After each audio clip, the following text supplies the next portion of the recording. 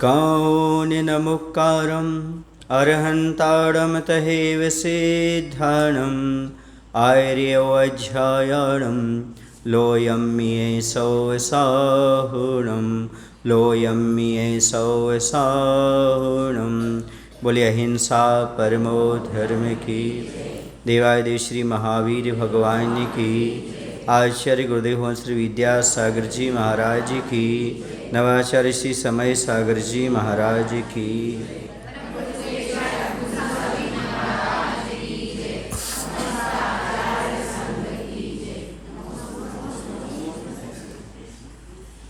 भेष धारण करना अलग बात है और भेष के अनुरूप चर्या होना अलग बात है।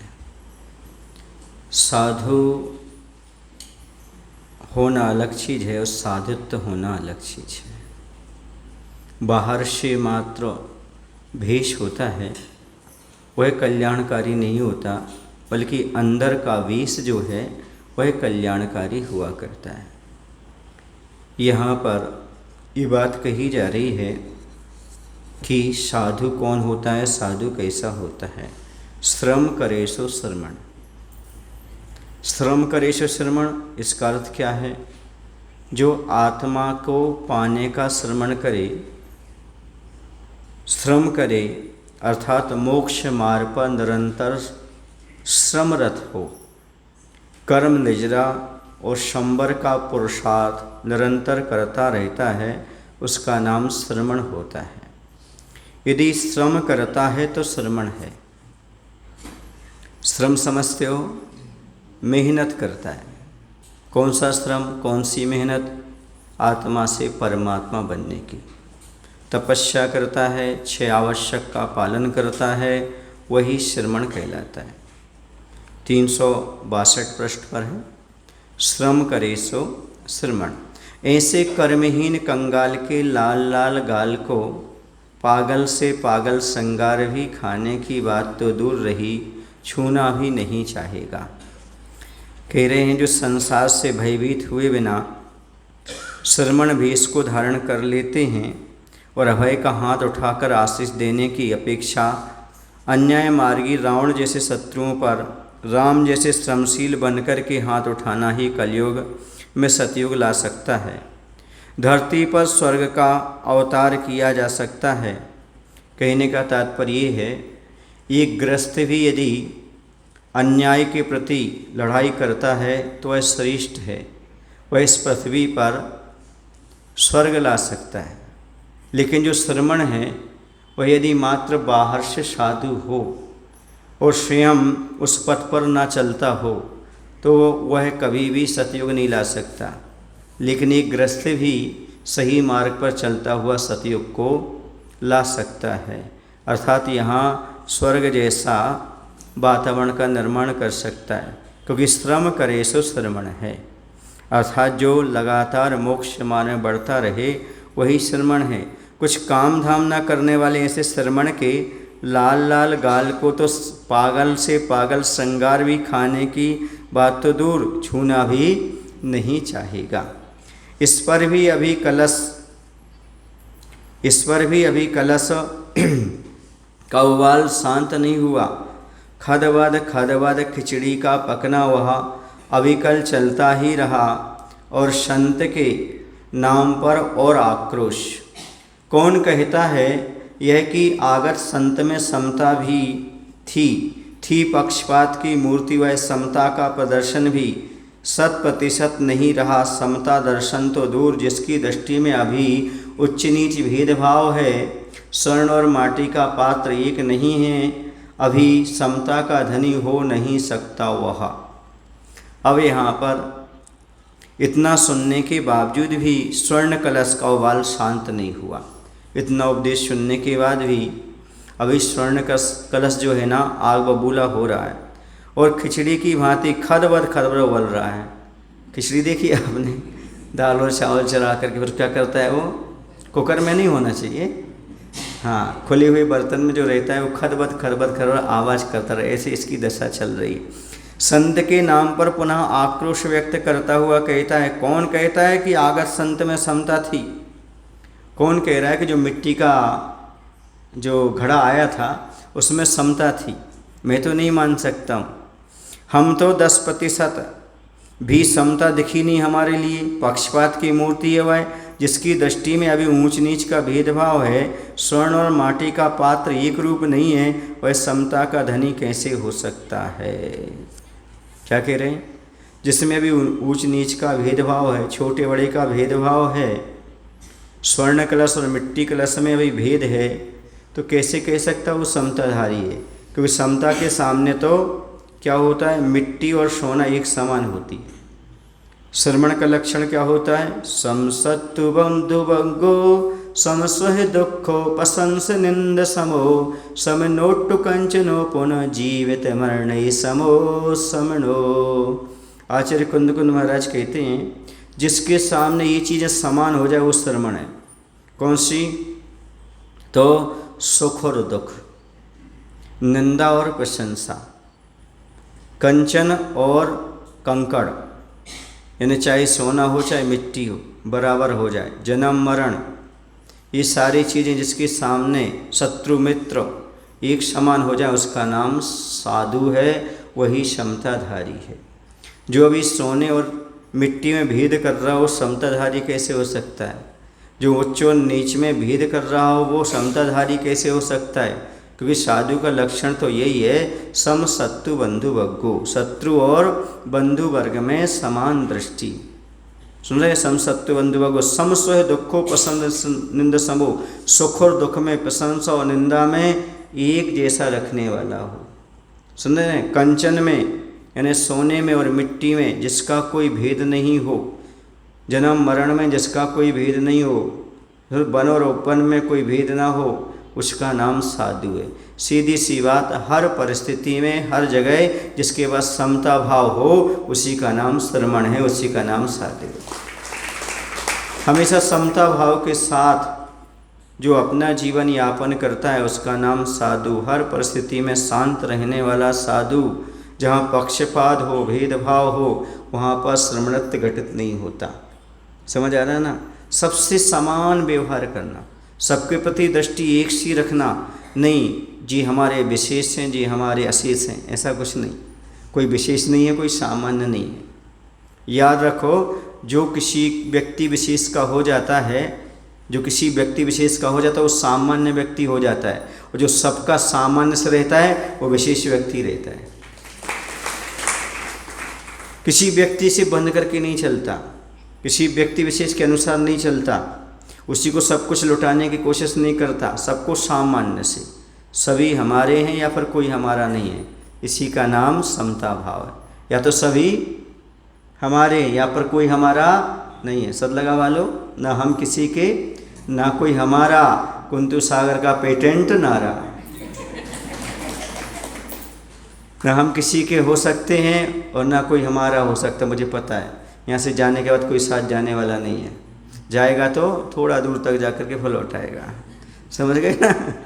यही स्थिति है। ना हम तुम्हारे यहाँ हमेशा रहने वाले हैं, ना हम आपके ना आप हमारे। सुन रहे ना? ये सिद्धांत है, नियम है, यही प्रकृति का नियम है। और जो ये सब कहता है वो समता परिणामी हो जाता है। कौन है अपना जिससे राग करें और कौन है पराया जिससे द्वेष करें? अपना कोई हो तो राग करो, है ना, और पराया कोई हो तो द्वेष करो। ना कोई अपना है ना कोई पराया है। सुन रहे ना? ना कोई मेरा है ना कोई तेरा है, चिड़िया रेन बसेरा है। कुछ दिन यहाँ रहे, आगे बढ़ गए। गैर से क्या बैर रखना, गैर से क्या बैर रखना, गैर लगाओ आगे बढ़ जाओ। सीधी बात, गैर से कोई बैर नहीं। यहाँ कोई अपना नहीं, सृष्टि पर कोई अपना नहीं, कोई पराया नहीं, कोई मेरा नहीं, कोई तेरा नहीं। मेरा तेरा करने वाले संसार में पड़े हुए हैं। जो मेरे तेरे से ऊपर उठे हैं वही अपने आत्मा कल्याण में लगे हुए हैं। ये साधु वही है जिसके सामने समता का दर्शन होता है, जिसकी चर्या में समता का दर्शन होता है। सब समान हैं, कोई उनके लिए ऐसा नहीं है कि जी अपना हो और ये पराया हो। किसी को ज़्यादा प्रोत्साहन दे दिया जाए, किसी को बिल्कुल ना दिया जाए। तो ये साधु का लक्षण नहीं है। साधु के लिए सभी एक समान है। सुन रहे आप लोग कि नहीं? उनके लिए सारे मंदिर बराबर हैं, सारे श्रावक बराबर हैं। और श्रावक को भी यही सोचना चाहिए, सुने सारे मंदिर हमारे नहीं, हमारे मंदिर में भी दान करो, हमारे मंदिर में भी खर्च करो, हमारे मंदिर में ऐसा करो, ऐसा नहीं। जो दान देने के बाद ये कहता है हमारे मंदिर में ऐसा करो, समझो उसने दान दिया ही नहीं है। भाव ये होना चाहिए। सुनो आपको बताता हूँ, एक बहुत बड़ा ट्रस्ट है श्वेतांबर समाज में, आनंद और कल्याणमल नाम से। सारा पैसा एक जगह इकट्ठा होता है, सुन रहे ना, जहाँ जिसकी जो ज़रूरत पड़ती है वहाँ पर पैसा लगा दिया जाता है, सुन रहे ना। फिर इकट्ठा होता है, फिर जहाँ ज़रूरत होती है वहाँ पर लगा दिया जाता है, समझ रहे ना। क्योंकि सारे मंदिर किसके, वो गांव का ट्रस्ट नहीं है, पूरे देश का ट्रस्ट है। वो पूरे देश में पैसा जाता है वहाँ से, तभी तो इतने बड़े बड़े विशाल विशाल छोटे छोटे नगरों में मंदिर बन जाते हैं। कैसे बन जाते हैं? तो कम से कम आप देश का मत रखो, समाज का मत रखो, कम से कम अपने समाज का ही बना के चलो। क्या बना के चलो? समाज का, कि हमारे समाज में जितना पैसा आएगा, जहाँ जिस मंदिर को जब ज़रूरत है पूरा लगा दिया जाएगा। ऐसा नहीं आप बांट के रख रहे हो, इस मंदिर में 25%, इसमें 50%, इसमें नहीं। जिसकी जब जो ज़रूरत है उसमें तन मन धन से समर्पित कर देना चाहिए। जिसका जब जो कार्य चल रहा है उसको देख लो। जैसे गुरु मंदिर का कार्य चल रहा है, कीर्ति स्तंभ का कार्य चल रहा है, जोड़ बस्ती का कार्य चल रहा है, जो कार्य चल रहा है हमें जाना विकल्प नहीं करना। हमने दान दिया है, किसी मंदिर में लगे, ऐसा नहीं कि इस मंदिर में लगे तो ज़्यादा पुण्य लगेगा, उस मंदिर में लगे ज़्यादा पुण्य लगेगा, नहीं। दान दिया है अच्छे स्थान पर लग जाए, बस यही आपके लिए कार्य करेगा। ये भेदभाव जो चलता है, ये भेदभाव आपको दान देने की सही पद्धति नहीं बताता। इससे राग द्वेष उत्पन्न होते हैं। राग द्वेष उत्पन्न होते हैं तो धर्म ध्यान नहीं कर पाओगे आप, दान का सही फल नहीं प्राप्त करो। दान तो दे दिया पर फल कुछ नहीं मिला आपको, क्योंकि आपने अपनी मर्जी से लगाना चाहा। ये है नहीं, हमने दान कर दिया, उसको ध्यान नहीं देना। जहाँ पर व्यवस्थित आवश्यकता हो वहाँ पर लगा दीजिएगा, सीधी सी बात है। समझ में आ रहा? बोलो भाई। ये मंदिर की व्यवस्थाएं हैं, सारे मंदिर एक होते हैं। ऐसा थोड़ी है कि भैया जिस मंदिर की हम पूजा करते भी भगवान अच्छे हैं, बाकी उस मंदिर में पार्षद भी अच्छे नहीं, इस मंदिर के पार्षद अच्छे नहीं। ये क्या सम्य दर्शन है? क्या ये सम्य दर्शन क्या चीज़ होती है? हमारा तन मन धन कहीं भी लग जाए, बस लग जाना चाहिए। समझ आ रहा ना कि नहीं? हम तो बंध गए। कैसे बंध गए? हम इसी मंदिर में पूजा करते हैं, दान देंगे इसी मंदिर में, पैसा देंगे इसी मंदिर में, जीर्णोद्धार करें इसी मंदिर का। ये संकीर्ण सोच को समाप्त कर दो। 6 मंदिर हैं, 6 मंदिर हमारे हैं और हमारे रहेंगे। सदलग वालों का ऐसा भाव होना चाहिए। सब जगह सर्वत्र तन मन धन से समर्पित होना चाहिए। समझ आ रहा ना आपको कि नहीं? हाँ। अब आप लोगों की व्यवस्था क्या है मुझे नहीं पता, मैं तो प्रवचन कर रहा हूँ, है ना। पर यदि आपके यहाँ कोई कमी चल रही है तो उसको पूरी कर लेना और समझना कि नहीं भाई, तन मन धन जो कुछ हम दें, सभी मंदिर हमारे हैं, किसी मंदिर में भेदभाव नहीं। कमेटी की दृष्टि से व्यवस्था करना अलग है। मैं इस कमेटी में या इस मंदिर की कमेटी में हूँ, ये व्यवस्था होना अलग है। होना भी चाहिए, कमेटी अपनी व्यवस्था करना चाहिए। लेकिन जब दान की बात आती है, उद्धार की बात आती है, तो सारे मंदिर कौन है? बोलो ना भाई, हमारे। ये भाव रखकर चलोगे तभी तुम जैनी कहला पाओगे। सावक दूर की बात है, सम्यक दृष्टि दूर की बात है। अभी तो जैनी की बात कर रहा हूँ। जैनी कौन है? हाँ, समझ आ रहा ना आपको। एक सज्जन थे गांव में, हमसे बोले महाराज जी आप बड़ोकर के मंदिर चल रहे कि सिंगई जी के मंदिर चल रहे? हमने कहा मिथ्या दृष्टि नहीं है, न हम बड़कुल जी के मंदिर जा रहे हैं न सिंगई की, हम बीतरागी भगवान के मंदिर जा रहे हैं। समझ आ रहा है ना? क्या समझ रहे आप? न द्रोण बस्ती न कल बस्ती, न शांति न लाए, न मनुष्य न शिखर मंदिर, न गुफा मंदिर। समझ में आ रहा ना? बीतरागी भगवान का मंदिर पर्याप्त है। इतनी परिचय बहुत है। श्री दिगंबर जैन मंदिर, इतना परिचय पर्याप्त है। दान देने वालों को इतना ही परिचय करना चाहिए, सेवा व्यवस्था करने वालों को इतना ही परिचय रखना चाहिए। श्री दिगंबर जैन मंदिर पर्याप्त है। क्या? श्री दिगंबर जैन मंदिर इतना पर्याप्त है। अब पार्श्वनाथ मंदिर है कि मुनीश्वरनाथ जिनालय है कि तुम्हारा आदिनाथ जिनालय है कि शांतिनाथ जिनालय है, ये कौन सा है? ये नहीं। हमने दान किया है, किसी मंदिर में जाए जाना चाहिए, उसका सदुपयोग होना चाहिए, बस। और ये भी ध्यान रखो, एक ही मंदिर को सब कुछ मत करते रहो, और मंदिर का भी ध्यान रखो। वरना सोचो महाराज ने तो कह दिया भैया। हाँ, तो सब मंदिर का विकास भी होना चाहिए, लेकिन सामने जिसका है उसको अच्छी तरह से करना चाहिए। ऐसे भाव रखोगे तो और आएगा, जो रखा है वो निकालोगे, दान करोगे और आ जाएगा। तो ये नियम है, यदि अच्छे कार्य में पैसा लगाया है तो वो और आएगा, कभी कम पड़ने वाला नहीं। ये नियम है, दान का ये प्रभाव है, अच्छी जगह लगाने से और वह बढ़ता चला जाता है। तो पक्षपात सावक को मंदिर के प्रति नहीं करना चाहिए और साधु को किसी के प्रति भी पक्षपात नहीं करना चाहिए, क्योंकि साधु पूर्ण रूप से राग द्वेष से रहित होता है। समझ रहे हैं?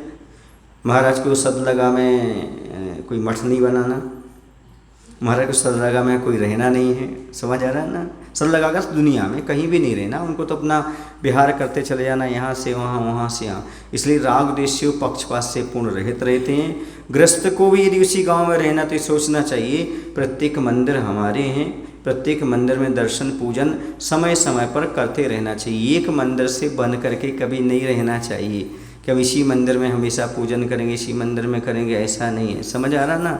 हम सब मंदिर में पूजन करेंगे, सभी हमारे भगवान हैं, सब में दान करेंगे, सभी की व्यवस्था देंगे, तभी हमारा सम्यक दर्शन सुरक्षित रह सकता है। समझ में आ रहा आपको कि नहीं? हाँ।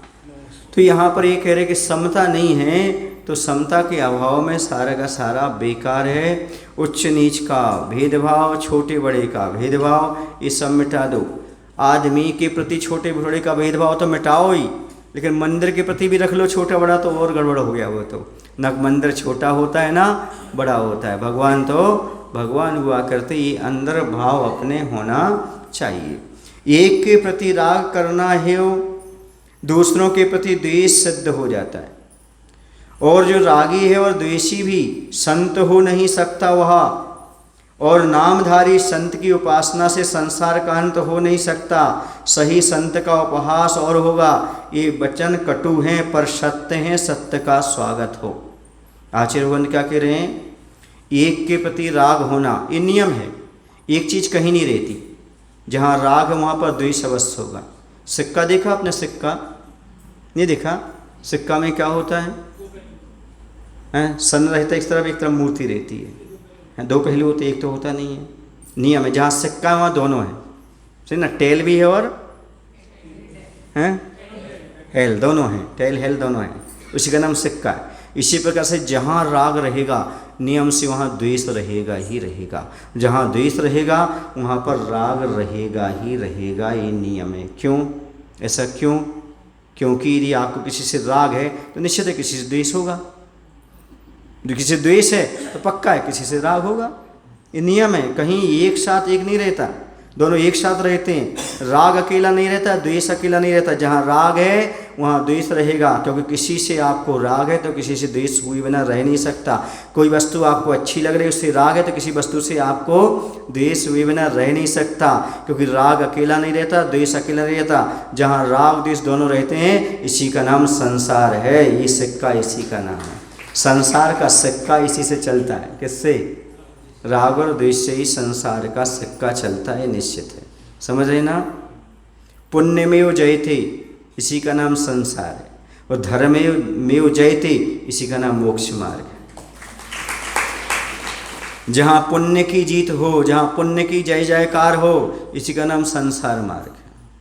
पुण्यवान को सम्मान मिले, पुण्यवान की जयकार हो, पुण्यवान का हर जगह काम चले, भले वो कोई भी कार्य कर रहा हो वर्तमान में, लेकिन उसका पुण्य का उदय चल रहा है तो वहाँ पर उसकी अच्छी चले, ये संसार मार्ग। धर्म मार्ग में पुण्यवानों की नहीं चलती, मोक्ष मार्ग में तो धनवानों की चलती, धर्म वालों की चलती है। जिसके पास समता धर्म है, समझो यही मोक्ष मार्ग है। पुण्यमेव जयते संसार मार्ग, धर्मेव जयते मोक्ष मार्ग। धर्म की जहाँ पर बात है वहाँ मोक्ष मार्ग है। समझ रहे आप लोग कि नहीं? जहाँ पर संसार के कार्य संपादित करना हो, बाहरी चीज़ों की व्यवस्था करना हो, वहाँ बड़े आदमी की कीमत होती है। क्यों होती है? पंडाल लगना हो, है ना, पंचकर्णक प्रतिष्ठा होना हो, बड़े आदमी का स्वागत होता है। लेकिन जैसे ही, ये पुण्य की बात है, लेकिन जैसे ही मोक्ष मार्ग की पीछी देना हो किसी को, तो पीछी देने के लिए किसे ढूंढते हैं? जो वृत्ति हो, प्रतिमाधारी हो, जो आत्मकल्याण करना चाहता हो। मायने समझे? संसार मार्ग में बाहर की क्रियाओं में पुण्य चलता है, अंदर की क्रियाओं में मोक्ष मार्ग में धर्म चलता है। धर्ममेव जयते, धर्म की ही विजय हो, धर्म की ही जय हो। समझ आ रहा है ना? इसलिए जो किसी के प्रति राग रख रहा है, नियम से किसी के प्रति द्वेष रख रहा है, और जो रागी द्वेषी है वो संत हो नहीं सकता, वो साधु हो नहीं सकता।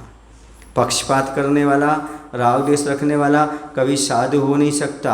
ये साधु नामधारी कहलाते, नाम के संत हैं, काम के संत नहीं हैं। और याद रखो, नाम के संतों से कभी संसार का अंत नहीं मिलता, अर्थात नामधारी संतों की पूजा करने से कभी संसार का क्षय नहीं होता। यदि मुक्ति चाहते हो तो नामधारी नहीं बल्कि समताधारी संत की आराधना करो, उपासना करो, तभी तुम्हारा कल्याण होने वाला है।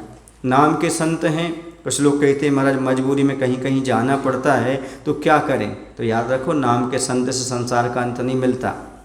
हाँ, काम के संतों, समताधारी संतों, बीतरागता झलक रही हो तभी वहाँ पर नमस्कार करने की बात होती है। हर किसी को नमस्कार और श्रद्धा का विषय नहीं बनाना चाहिए, क्योंकि नाम नहीं होता बल्कि उनका परिणाम कैसा है। तो क्या चाहिए आपके लिए?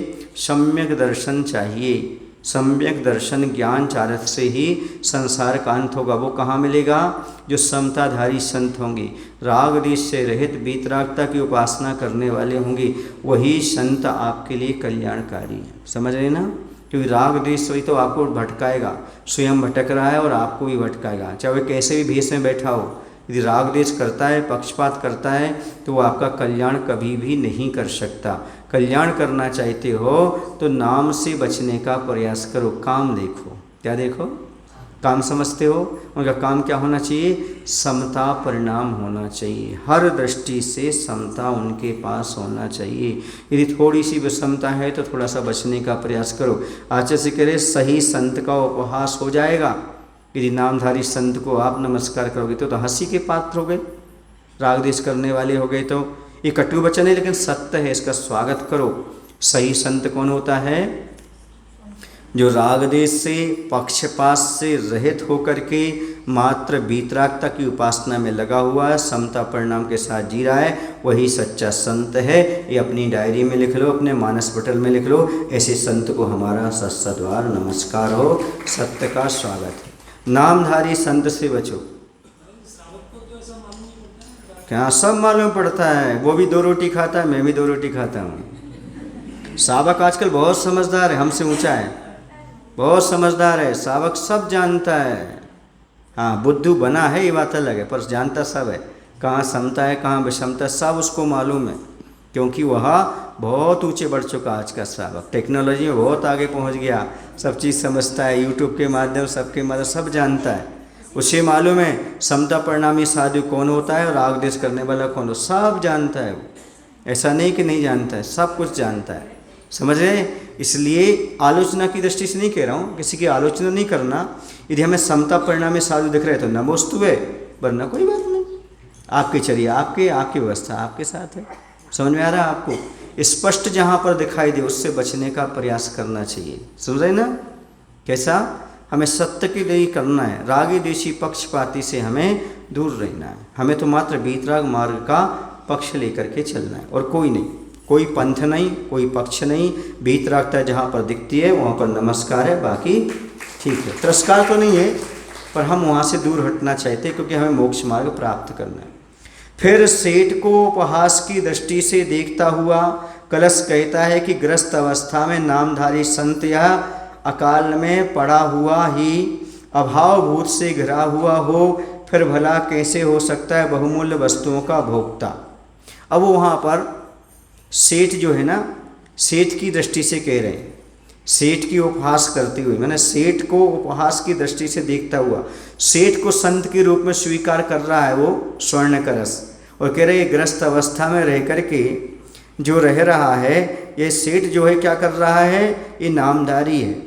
फिर सेठ को हंसी की दृष्टि से देखता हुआ कलश कहता है कि ग्रस्त अवस्था में नामधारी संत है, अकाल में पड़ा हुआ अभाव के भूत से घिरा बहुमूल्य वस्तुओं का भोक्ता कैसे हो सकता है। सुन रहे आप लोग कि नहीं? सुनिए, मैं आपसे कहना चाहता हूँ, आपको इतना तो दिखता होगा साधु के पास परिग्रह है कि नहीं। साधु एक मठ बन करके बैठ गए कि नहीं, एक स्थान पर जमकर बैठ गए कि नहीं, वहाँ से हिलना नहीं चाहते, क्यों? क्या अन्य जगह से द्वेष हो गया क्या उनको? फिर एक स्थान पर क्यों टिके? क्योंकि इससे आपके स्थान से राग है, और उसी के लिए सारा करना चाहते। दुनिया में इतने सारे क्षेत्र, इतने सारे गांव हैं, वहाँ पर विचरण क्यों नहीं किया जाता? वहाँ पर सारी व्यवस्थाएं क्यों नहीं की जाती? कहीं ना कहीं या तो समाज आपको लायक नहीं कर रही है, या फिर समाज के अनुसार आप नहीं चल पा रहे। बोलो ना भाई, कहीं ना कहीं तो कमी लग रही है, तब तो इस प्रकार का है। वरना सावक तो चाहते ही मुझे साधु मिले, सच्चा साधु मिलेगा तो हाथ ऊपर लेकर घूमेगा। अब जिसको नहीं पसंद तो नहीं, बस मैं ये कहता हूँ यदि एक भी सम्यक दृष्टि है एक नगर में तो साधु की चर्या निभ जाएगी, मुझे पक्का है, विश्वास। एक भी सम्यक दृष्टि है तो काम बन जाएगा, पर्याप्त है, ज़्यादा भीड़ की जरूरत नहीं है। और ऐसा नहीं है कि एक नगर में एक व्यक्ति ऐसा ना मिले जो श्रद्धावान ना हो, मिलता है। और जब चर्या देखता है धीरे धीरे धीरे धीरे धीरे रंग बदलता रहता है। सुन रहे ना, चर्या को देखकर अच्छों को पसीना आ जाता है, और जो कभी आते नहीं और श्रद्धा नहीं रखते वो भी आकर के नतमस्तक हो जाते हैं। ये चर्या का प्रभाव होता है। जिनने कभी साधु के दर्शन नहीं किए, जो साधु को मानते नहीं, जिन्हें साधु से मतलब नहीं, लेकिन ये साधु की सही चर्या है और एक बार उसने अच्छे से दर्शन कर लिया, निगरानी रख ली, देख लिया साधु कैसा होता है, वो पिघले बिना रह ही नहीं सकता, नतमस्तक हो जाएगा वो। आचार्य भगवंत विद्यासागर जी महाराज को एमपी साइड कौन जानता था? 75-76 में वो तो आए थे, कन्नड़ भाषी थे। फिर क्या हुआ? आज ऐसा कोई दुनिया में मिलेगा नहीं, यदि संत भक्त है तो आचार्य विद्यासागर का भक्त ना हो। किसका प्रभाव है? कोई परिचय था क्या? नहीं, उनकी चर्या देख करके प्रभावित हुआ, सारा काम हो गया। बोलो भाई, होता कि नहीं होता है? तो ये जो है हमारी चर्या का भी बहुत प्रभाव पड़ता है। सावक सब कुछ देखता है, जानता है, लेकिन उसकी एक मर्यादा होती है। क्या होती है? मर्यादा होती है। पर मेरा ये कहना है, मर्यादा के साथ साथ धर्म की मर्यादा को समाप्त मत करो। इतना ख्याल रखो कि हमें कहाँ पर कैसा करना है, तब जा कर के आपका काम बन सकता है। तभी तो दरिद्र नारायण सम स्वर्ण आदि पात्रों की उपेक्षा कर माटी का ही स्वागत किया है। इस सेठ के बारे में कहा जा रहा है कि सेठ देखो, मात्र बहुमूल्य वस्तुओं का उपभोक्ता कैसे हो सकता है? तभी तो भिखारियों के समान स्वर्णाधिक पात्रों की उपेक्षा कर माटी के पात्र का स्वागत किया है सेठ ने। समझ में आ रहा ना आपको? चलिए, तो साधु का परिचय है वह 24 परिग्रह से रहित होता है। कैसा होता है? पर परिग्रह अपने पास रहे कैसे रखता है? रखता कैसे परिग्रह? रखता है तो पर कैसे समता परिणाम? ये 24 परिग्रह का त्याग होना चाहिए। सबसे पहला तो अंतरंग परिग्रह में मिथ्यात्व है। कौन सा है? मिथ्यात्व परिग्रह। तो बाकी सब परिग्रह हैं, उसकी गिनती मत लगाओ, अब लगाने की जरूरत ही नहीं। सीधी सी बात है, जो मुनिराज होकर के देवी देवताओं की आराधना करा रहा हो, पार्श्वनाथ भगवान के ऊपर छोटी सी प्रतिमा हो, नीचे पद्मावती की बहुत बड़ी प्रतिमा हो, उसका अभिषेक करा रहा हो, वो साधु सम्यक दृष्टि हो ही नहीं सकता। लिख लो अपनी डायरी में। अच्छे से बजाओ, बजाना है तो।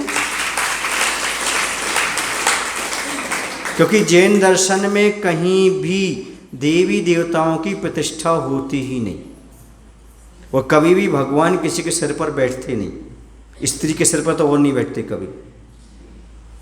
ये जो परिकल्पनाएं चल रही हैं, बताई जा रही हैं, दिखाई जा रही हैं, ये सारी आगम के विरुद्ध हैं। और ऐसे व्यक्ति को मानोगे तो ना तो सावक रहोगे ना साधु रहोगे, कहीं के नहीं रह पाओगे। समझ आ रहा है ना? मात्र हमारे यहाँ बीतराग प्रभु की स्थापना होती है। मैं एमपी में बीनागंज पहुँचा, जहाँ पर आज सोबोधय क्षेत्र खड़ा हुआ है, सुधा सागर जी महाराज की प्रेरणा से, आचार्य भगवंत के आशीर्वाद से वहाँ पर पहुँचा। वहाँ कुछ नहीं था, चाचौड़ा से वहाँ प्रतिमाएं आकर रखी गई थी। तो कुछ ही आर्य का संघ का जो एमपी में कभी कभार पहुँचे होंगे, उन्होंने क्या किया, भोली भाली समाज को दिग्भ्रमित करके कहा कि देखो, तुम्हारे यहाँ देवी देवताओं की स्थापना नहीं है, इसलिए तुम्हारे मंदिर का निर्माण नहीं हो पा रहा है।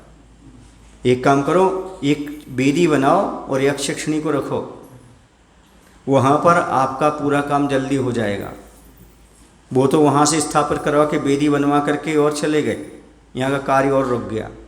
जब मैं वहाँ पर पहुँचा तो वहाँ पर एक, अभी आप उनसे बात कर सकते हो, एक मनोज जैन है, एक अशोक जी हैं।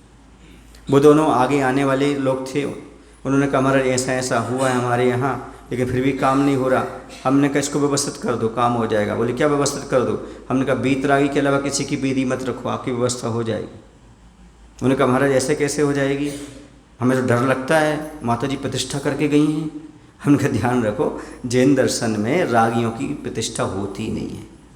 ये प्रतिष्ठा जो कह रहा है वो गलत बोल रहा है, क्योंकि हमारे यहाँ तो मात प्रतिष्ठा सारों में बीतराग प्रभु की ही स्थापना होती, स्थापना नहीं है। बोले महाराज जी हमें तो डर लगता है। हमने कहा एक काम करो, हम तुम्हारे साथ चलते हैं, है ना, हम करते काम, चलो आप साथ में लेकर उनसे कहा उठाओ रखो, हम आप तुम्हारे साथ उठाया, उठा करके जहाँ पर द्रव धुलती थी वहाँ पर व्यवस्था कर दी बेदी वालों की। सुन रहे आप लोग की नहीं? और बेदी में आचार्य की तस्वीर रख दी और वहाँ पर शास्त्र रख दिया। आज तक कुछ नहीं हुआ उनको, ज्यों के त्यों हैं, व्यवस्थित हैं वो। और वहाँ पर जाकर साइड में हो गए वो, वहाँ पर सामान रख दिया। और 1 साल नहीं हुआ, सुदास सागर जी को आचार्य का आशीर्वाद मिला, सुबोध तीर्थ का निर्माण हो गया। इतना बड़ा हो गया काम। बात समझ में आ रहा है आपको?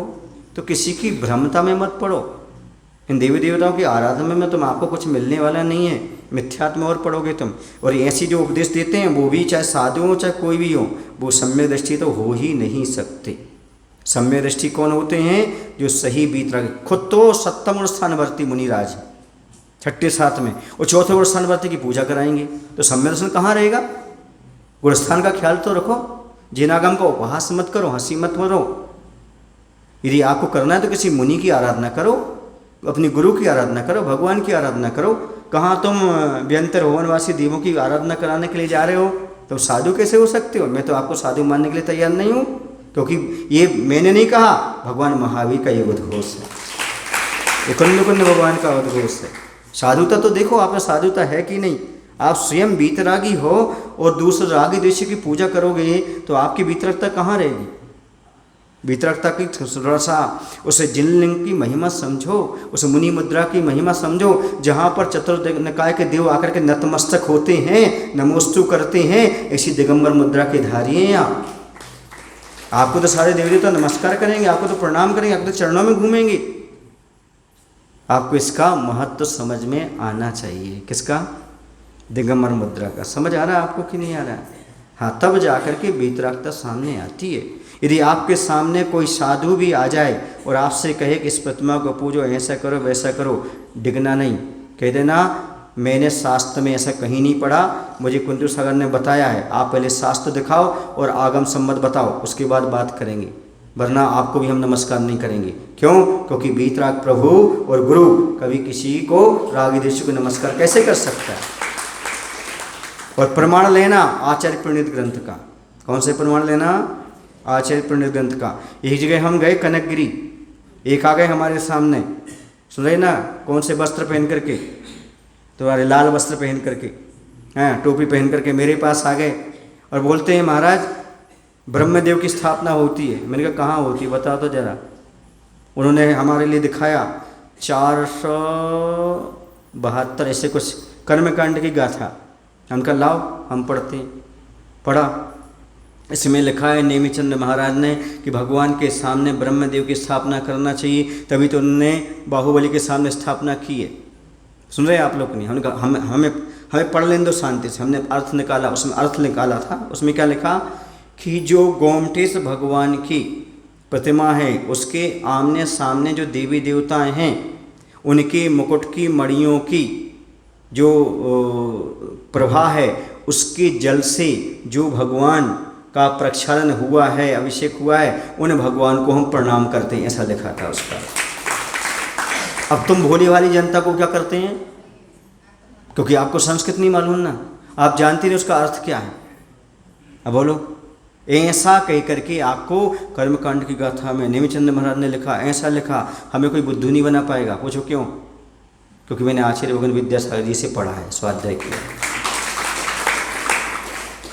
हमारे सामने लाओ कौन से आचार्य ने लिखा, कहाँ लिखा, कैसा लिखा, फिर हम उसको स्वीकार करेंगे। ऐसा नहीं मानने वाले। समझ में आ रहा? आपने कह दिया तो मैंने मान लिया, ऐसा मैं स्वीकार करने वाला तो नहीं हूँ किसी चीज़ को। पहले प्रमाण दिखाओ और उसका सही अर्थ निकालो, मूल गाथा में जाओ, तो उसके बाद हम आपको बताएंगे। लाओ ग्रंथ, हम बताते, हम अर्थ निकालते, हम आपको संस्कृत सिखाते कि हम प्राकृत सिखाते, आपको हम बताते प्राकृत में कैसा है और संस्कृत में कैसा है, तब आपको अर्थ बता पाएंगे। ऐसा नहीं भोली वाली जनता को तो बता दिया, बेचारों ने मान लिया। अब आजकल क्या हो रहा है अब विषय खुल गया तो बता दे रहा हूँ। आप लोग चालीसा पढ़ते हो, पासनाथ चालीसा, क्या लिखा उसमें? पद्मावती ने उठा लिया सर के सिंहासन पर। ये कौन से आचार्य ने लिखा चालीसा? बताओ ना। ये चालीसा किसी आचार्य ने नहीं लिखा, ये पंडितों की लिखी हुई है।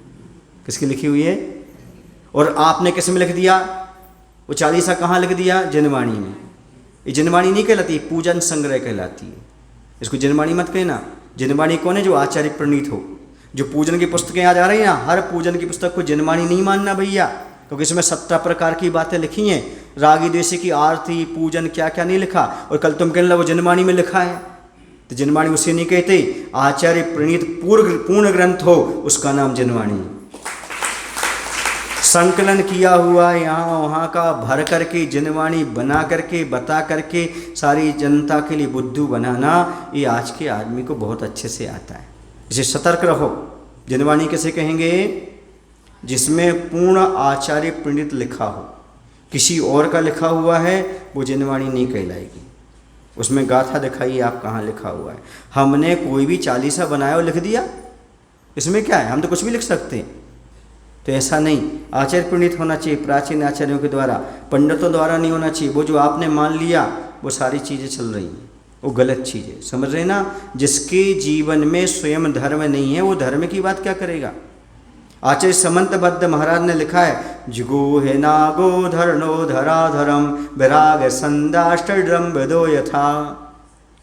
जुगूह माने उसका नाम था धरण। जुगो है नागो धरणो धराधरम। धरण नाम का इंद्र था। धरण धन इंद्र बराबर धर्णेन्द्र बन गया। क्या बन गया?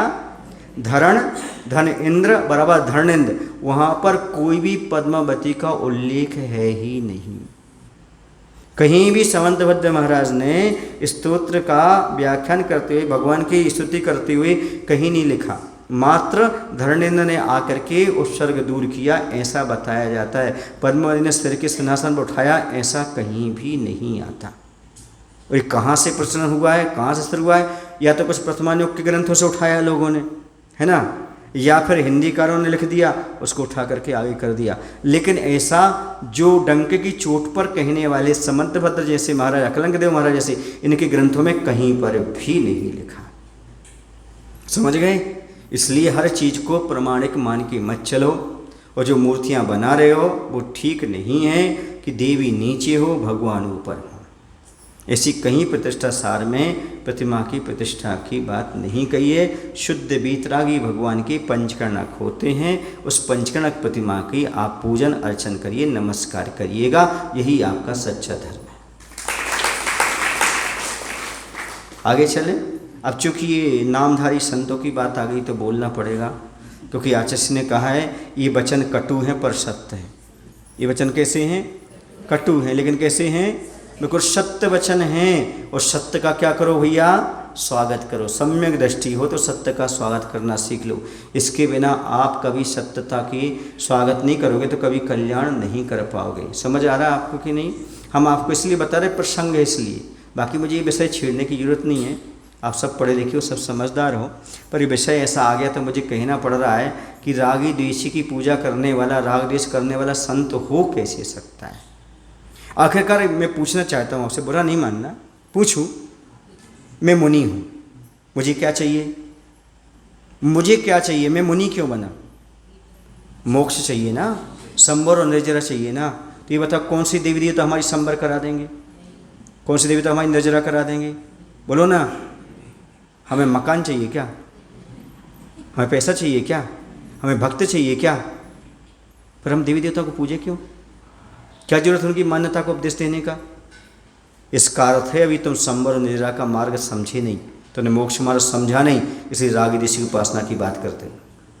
यदि सही दिगंबर मुद्रा का बहुमान है, वीतराग मार्ग के अनुयायी हो और संबर निर्जरा चाहते हो तो कभी तुम रागी द्वेषी की उपासना करोगे नहीं, राग द्वेष अपने पास रखोगे नहीं। यही कुंड कुंड भगवान की घोषणा है।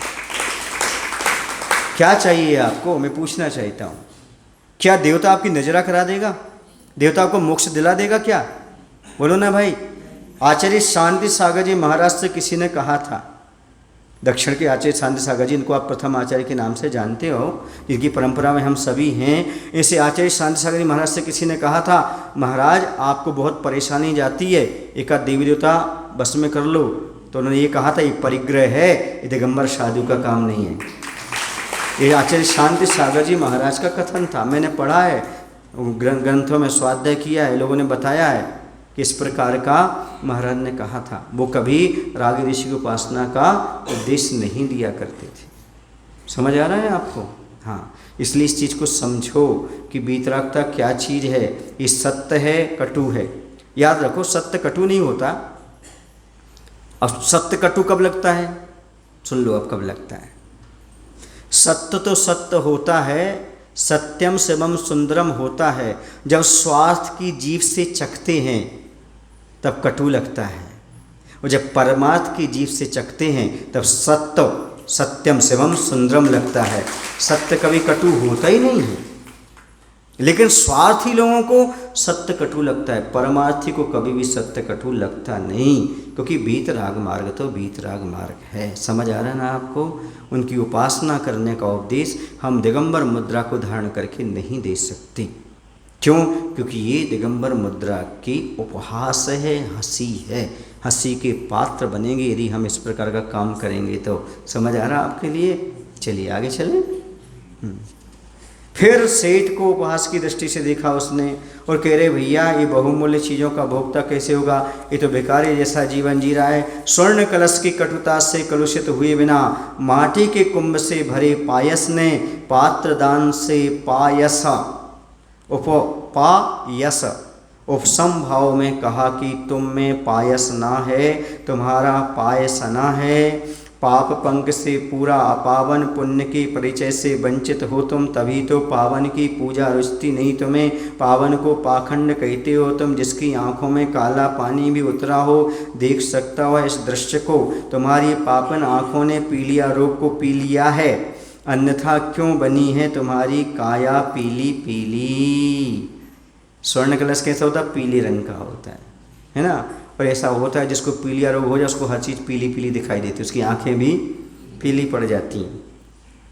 तो यहाँ पर स्वर्ण कलश की उबाल भरी बातें सुनकर के मन को कलुषित किए बिना, मन में कोई कषाय नहीं, जो मैंने अभी आपको बोला ना, कषाय बस नहीं बोला, इस सही मार्ग को बताने के लिए कहा। नहीं तो आपका उम्र किसी कटाई कर रहा है, बुराई कर रही तो कषाय है, कषाय नहीं है। जो सही मोक्ष मार्ग उसको मैंने आपके सामने बता दिया। मुझे किसी कटाई करने से मेरा कोई उत्थान नहीं हो जाएगा और सामने वाला मेरी कटाई से गिर नहीं जाएगा। ध्यान रखो, न किसी को गिराने का भाव है, न किसी को उठाने का भाव ये है। वीतराग मार्ग क्या है, इसे हम समझने का प्रयास करें तो वास्तव में अपना जीवन धन्य हो सकता है, क्योंकि हम वीतरागता के उपासक हैं। किसके उपासक हैं? वीतराग प्रभु की। देखो, आपके यहाँ श्वेतांबर दिगंबर दो मत हैं। मैं आपसे पूछना चाहता हूँ, श्वेतांबर भी भगवान महावीर को, आदिनाथ को पूछते हैं, आप भी पूछते हैं, तो दो मत पैदा क्यों किए आपने? क्योंकि आप वस्त्र में जब भगवान महावीर को स्वीकार नहीं कर सकते, बताओ ना, फिर अन्य किसी को कैसे स्वीकार कर रहे हो? मेरा प्रश्न, इसका उत्तर दे दो आप। जब हम भगवान महावीर को ही वस्त्र में नमस्कार नहीं करते, समझ रहे ना? तीन ज्ञान के धारी हैं, सुन रहे आप? शुद्ध छायक सम्यक दृष्टि है, उनको बिल्कुल मुनि बन के जाना ही है, लेकिन हम प्रतिमा को नमस्कार नहीं करते। क्यों नहीं करते? बोलो आप। फिर ये बताओ, अभ्यंतर देवों को हम नमस्कार करें? ये कौन सी दिगंबर संप्रदाय में पैदा हुए आप? कौन सी बुद्धि दी आपको? मैं ये पूछना चाहता हूँ। थोड़ा विवेक तो रखो, सोचो तो, विचार तो करो आप। क्योंकि हम किसी का निषेध नहीं कर रहे, हम ये कहना चाहते हैं तुम दिगंबर हो तो दिगंबरत्व का बहुमान रखो। सीधी सी बात है, तभी आपका जीवन उन्नत बनेगा। कलुषता नहीं, कलुषता रख करके समझाना ये तो राग देश हो जाएगा, समता भाव से हटना हो जाएगा। यहाँ कलुषता नहीं है, सही मार्ग का दिग्दर्शन कराना है। कभी कभी कठोर शब्दों में सही मार्ग बताना पड़ता है, क्योंकि आपको सही सही समझ में नहीं आता, थोड़ा सा जोर दे करके बताना पड़ता है। वैसे मैं चिल्लाता नहीं हूँ कभी माइक पर, मेरी आदत नहीं है। मैं कभी भी आवाज़ में जोर नहीं देता, शब्दों में जोर देता हूँ। हाँ, तब ताली बज जाती है अपने आप। चिल्लाने से ताली नहीं बजती, शब्दों में जोर होना चाहिए। आगम के जो शब्द हैं उसमें जोर दो, अपने आप काम बन जाता है। समझ रहे ना? क्योंकि मैं भविष्यवाणी कम करता हूँ, जिनवाणी ज़्यादा पढ़ता हूँ, और मुझे पता है भविष्यवाणी झूठ होती है, जिनवाणी सत्य होती है। देखो मैंने कहाँ चिल्लाया, आपने ताली क्यों बजा दी? समझ, सही तो सही है, उसका समर्थन तो होना चाहिए। ऐसा नहीं कि चिल्लाने से समर्थन होता हो, जोर दिया जाए, ऐसी कोई बात नहीं है। तो यहाँ पर कलुष्था नहीं है। माटी के कुंभ में भरे पायस माने नीरू, पानी, जिसने क्या किया है, मुनि को दान देकर यश प्राप्त कर लिया। सुन रहे का, क्योंकि वह भी सम्मान का पात्र हो जाता है। मुनि को जो दान दिया जाता है वो वस्तु भी बहुत मूल्यवान हो जाती है। समझ आया? शांत भाव से स्वर्ण कलश से कहा कि तुम में पायस जैसी पवित्रता नहीं है, तुम्हारे पास पानी जैसी पवित्रता नहीं है, तुम्हारा पैर पूरा का पूरा पाप रूपी कीचड़ में लिप्त है, पुण्य धर्म का तो परिचय भी नहीं है तुम्हें, इसलिए पावन की भक्ति प्रशंसा तुम्हें अच्छी नहीं लग रही है। समझ आ रहा कि नहीं? क्योंकि आप किससे पले हुए हो? पाप पंख में पले हुए हो, पर प्रशंसा तुम्हें सूल सी चुभती है। समझ रहे? इसके बारे में कल चर्चा करेंगे। मायना क्या हुआ? मायना यहाँ पर ये हुआ, समझ लो कि जो स्वयं पाप पाखंड में पड़ा हो वो सत्य की प्रशंसा कैसे सुनेगा, सच्चाई की ओर कैसे बढ़ेगा। और ऐसा होता ही है। बुरा न लगे तो बता दूं, अपने से कोई अच्छा व्यक्ति आ जाए तो उसका प्रशंसा सहन नहीं होती तो उसकी बुराई शुरू हो जाती। जब तक अपना सिक्का चल रहा था, है ना, यहाँ कोई नहीं था, अंधों में काने राजा थे, और जैसे कोई समझदार आ गया, अपना पट्टा साफ होने लगा तो हम उसकी बुराई शुरू करने लगे। मैं जो बोलता सच बोलता हूँ, लेकिन किसी का नाम नहीं लेता, पर बोल सही देता हूँ। समझ आया ना? अब अपना पट्टा उखड़ने लगा तो ये यहाँ से कैसे भागें, इनको कैसे निकालें? तो भोली भाली जनता के लिए दिग्विजय करके, कहीं ना कहीं से करके, और पत्थर पकवा करके, ये करके वो करके, और बाहर करने का प्रयास किया जाता है। मायने समझे आप सब, आपकी आंखों में सब झलक रहा होगा, आप सब समझ रहे होंगे। तो मेरे कहने का तात्पर्य ये है कि जब आदमी बराबरी नहीं कर पाता तो बुराई शुरू कर देता है। क्या शुरू कर देता है? बराबरी नहीं कर पाया तो बुराई शुरू कर दी। मैं कहता हूँ सूरज में धूल मत फेंको, सूरज जैसी रोशनी पैदा करो, आपकी भी पूजा सूरज जैसी है। बोली महावीर भगवान की जय। आचार्य गुरुदेव श्री विद्यासागर जी महाराज की जय। हे प्रभु, हम सभी को इतनी शक्ति, इतनी बुद्धि देने की कृपा करो ताकि हम वीतराग मार्ग को अच्छी तरह से पालन कर सकें, सुरक्षित रख सकें, और समताधारी वीतरागी संतों की सेवा भक्ति कर सकें। नमोस्तु।